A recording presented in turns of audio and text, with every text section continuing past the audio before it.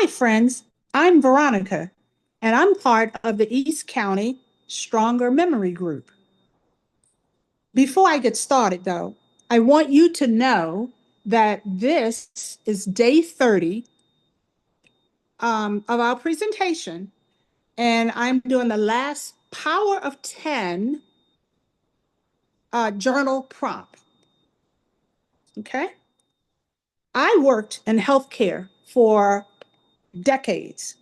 And one thing I learned and want to pass on to you is your health isn't just waking up daily and grabbing a little something to eat, going about your day. It's about the little choices that you make. They all can have an impact on you. Now that I'm retired, I'm hoping that sharing what I have learned down through the years can help you see that a few small changes can have a real impact on your quality of life, and sometimes right away. Today's Power of 10 journal prompt is a list of things or actions you can take that will almost immediately help change your health. And remember, this is a write down exercise. So grab a notebook or a journal and with your pen. When you write things down, you are anchoring it in your mind, in your brain, where you are helping your brain remember and making it more likely that you'll act on it. So don't forget, get that pen and paper, write it down. So here's a list of my own things that I've done, that I've changed. And believe it or not, it really has improved my health. Things you can start doing right now, today, that you can have that will have an immediate impact on your life. The first thing is have a primary care doctor. Now, most of us do, but some of us like urgent care because we can go to urgent care and get an answer to what's wrong with us right away. But the issue with that is the urgent care doctor, like the emergency room doctors are for life and death. Urgent care are for less, um, are for less, or for things that are not necessarily that you're going to die from, but you need to have looked at immediately. So the urgent care doctor is going to look at your symptom. They're going to look at what injury that is or what your respiratory illness is. They're not going to look at how it's impacting your body. For instance, who would have thought that a respiratory illness might have an impact on your blood pressure? Your primary care doctor will look at that. Or you not sleeping, your urgent care doctor is going to give you a sleeping pill. So have a primary care doctor because they'll look at why you're not sleeping well. Number two, eat a balanced diet. Put some color on your plate. Have your plate have orange and green and the meat, the protein.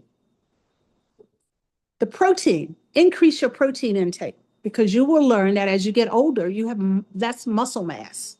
So you need to increase your protein on your plate.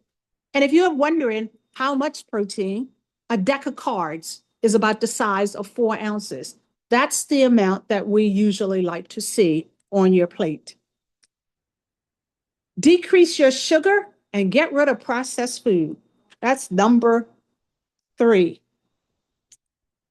Processed foods are those things that when you pick up the box and you look at the back of the box, you don't know what those words mean.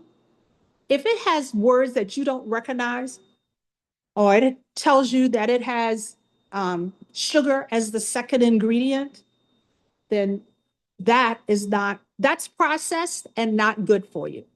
It is a precursor to getting cancer down the road because of all of those additives that we don't know what they are. Number 5, value your mental health as you do your physical health. That's important.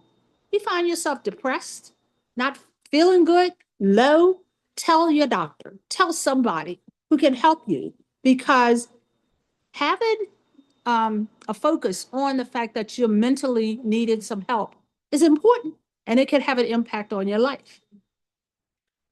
Okay, number 6, let's get a vaccination.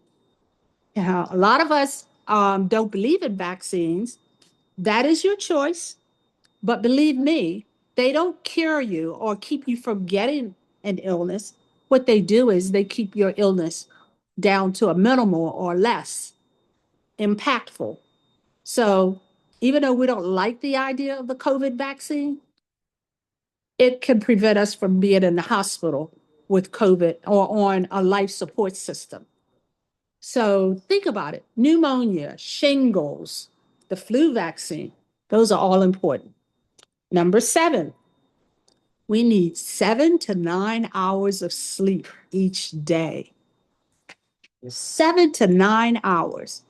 I know when you were younger, you probably could get away with 5 or 4 hours.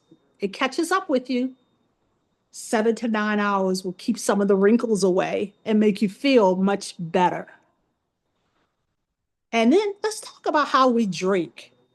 Number 8, we need to drink less alcohol, but be hydrated with good fluids like tea and water.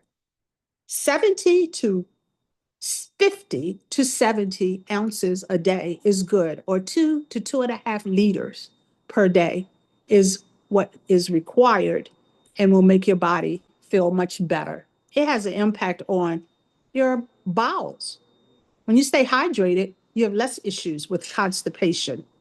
And some of those things, because our body slows down a little bit as we get older, can be improved if we just drink more fluids. Number 9, avoid smoking. Smoking is not good. We've heard it. They finally admitted that it is a precursor to cancer, but smoke can have an impact too. A lot of us are allergic to smoke. So try not to be around smoke. And finally, try to maintain a decent health, a decent weight, rather. It's hard because your metabolism slows as you get older.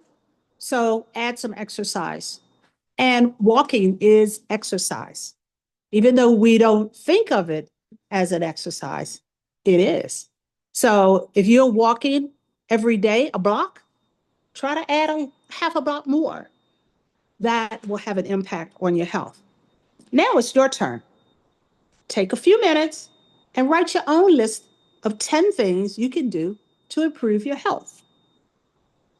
You can borrow from my list if you'd like, or make your own, but put it down on paper so that you can start working on it almost immediately.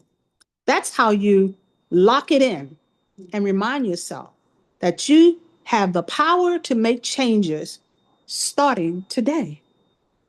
Even doing 1 or 2 of these things can make a difference in how you feel right away. Just think, getting more sleep or eating better foods, getting rid of the processed stuff. Have a wonderful and blessed day. And if this power of 10 was helpful, go ahead, like, subscribe, and share with more people who can join us in building stronger minds and having healthier bodies, one page at a time.